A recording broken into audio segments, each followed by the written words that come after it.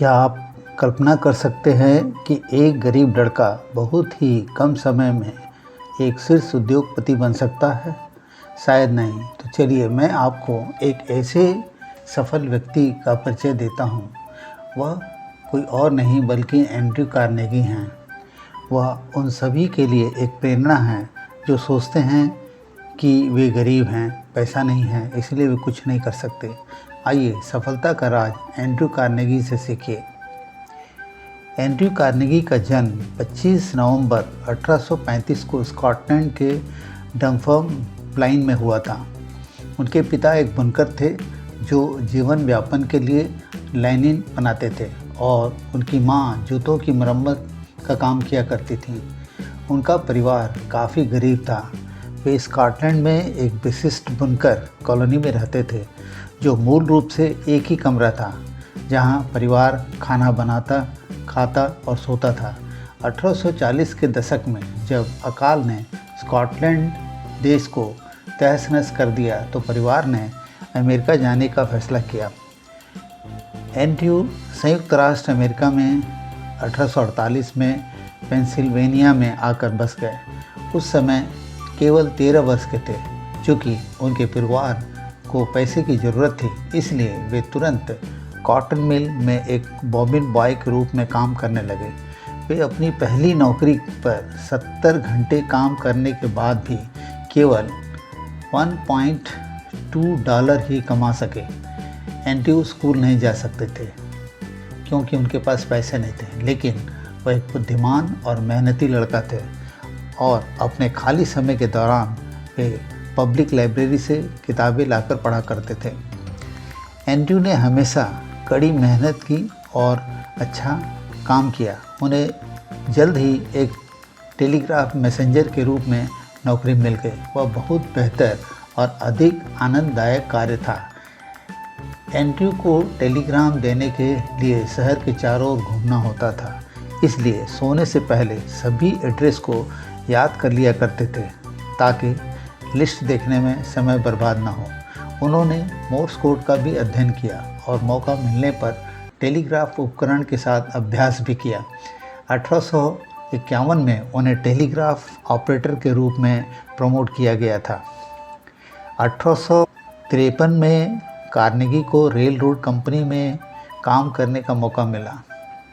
उन्होंने अपने तरीके से काम किया और फाइनली रेल रोड कंपनी के सुपरिंटेंडेंट बन गए। रेल मार्ग के लिए काम करते समय कार्नेगी ने बिजनेस और इन्वेस्टमेंट के बारे में सीखा। इस अनुभव ने खोली उनकी सफलता की राह। चूँकि कार्नेगी ने अधिक पैसा कमाया, वह अपने पैसे को खर्च करने के बजाय इन्वेस्ट करना चाहते थे। उन्होंने लोहा, पुल और तेल जैसे विभिन्न व्यापारों में इन्वेस्ट किया। उनके सभी इन्वेस्टमेंट सफल रहे और उन्होंने महत्वपूर्ण शक्तिशाली पुरुषों के साथ बहुत सारे व्यापारिक संबंध भी बनाए। 1865 में कार्नेगी ने अपनी पहली कंपनी कीस्टोन ब्रिज कंपनी की स्थापना की। उन्होंने अपना अधिकांश प्रयास लोहे के कामों में लगाना शुरू कर दिया। रेल रोड कंपनी के साथ अपने कनेक्शन का उपयोग करके वे बहुत सारे व्यापार किया करते थे। वह अपनी कंपनी द्वारा बनाए गए पुलों का निर्माण और रेल रोड संबंधों को बेचने से ही नहीं बल्कि और भी कार्यों में बहुत सक्षम थे। उन्होंने अगले कई वर्षों में अपने व्यवसाय का विस्तार किया, पूरे क्षेत्र में कारखानों का निर्माण किया। कार्नेगी पहले व्यक्ति थे जिन्होंने रेलवे के डिब्बों के लिए स्लीपिंग कार डिज़ाइन की थी, जिसे हम आजकल स्लीपर कोच कहते हैं। कार्नेगी ने स्टील में निवेश यानी इन्वेस्टमेंट करने का फैसला किया। वह जानते थे कि स्टील लोहे से अधिक मजबूत होता है और अधिक समय तक चलेगा। स्टील अधिक टिकाऊ पुल, रेल मार्ग, भवन और जहाज बनाएगा।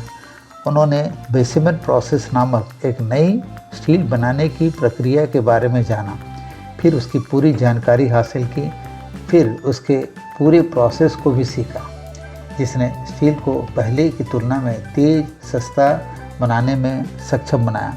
उन्होंने कार्नेगी स्टील कंपनी बनाई। उन्होंने कई बड़े इस्पात के कारखाने बनाए और जल्द ही विश्व के इस्पात के बाज़ार में पूरी तरह छा गए। कार्नेगी ने बैंकर जेपी मॉर्गन के साथ यूएस स्टील का गठन किया। यह दुनिया का सबसे बड़ा निगम बन गया। कार्नेगी एक गरीब स्कॉटिश अप्रवासी से दुनिया के सबसे धनी व्यक्तियों में से एक जाने लगे। कार्नेगी बड़ी मेहनत करने और किसी भी तरह के रिस्क लेने में विश्वास रखते थे। उन्होंने वर्टिकल मार्केट में भी निवेश किया। इसका मतलब यह है कि उन्होंने न केवल स्टील के लिए सामग्री खरीदी और फिर उसे अपने कारखानों में बनाया और अपने स्टील प्रोडक्ट को अच्छे दामों में बेचा भी। उनके पास इस्पात उद्योग के अन्य पहलुओं का भी स्वामित्व था, जैसे स्टील की भट्टियाँ, ट्रेनों और जहाज़ों का स्टील और लोहे एवं कोयले की खदानें शामिल थीं। इस समय तक उनकी उम्र महज 28 साल थी। इस उम्र में वह दुनिया के सबसे अमीर व्यक्ति बन गए। 1892 में कार्नेगी को कंपनी के कर्मचारियों की खूनी हड़ताल का भी सामना करना पड़ा, जो बाद में पूरे अमेरिका में गृह युद्ध के रूप में फैल गया और 143 दिनों से अधिक समय तक जारी रहा। लेकिन कार्नेगी ने सरकार के साथ मिलकर उसे बहुत आसानी से हल किया।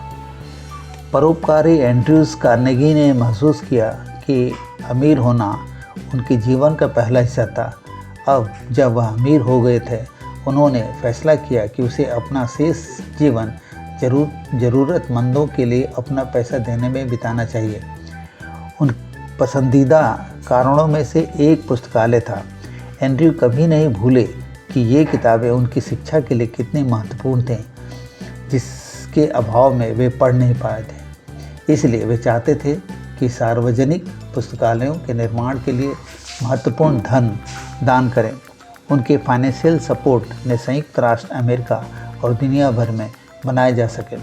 1600 से भी अधिक पुस्तकालय में योगदान तो दिया ही, उसके साथ उन्होंने शिक्षा में मदद के लिए भी धन दिया, जैसे कि पिट्सबर्ग में कार्नेगी मेलोन यूनिवर्सिटी के निर्माण के लिए।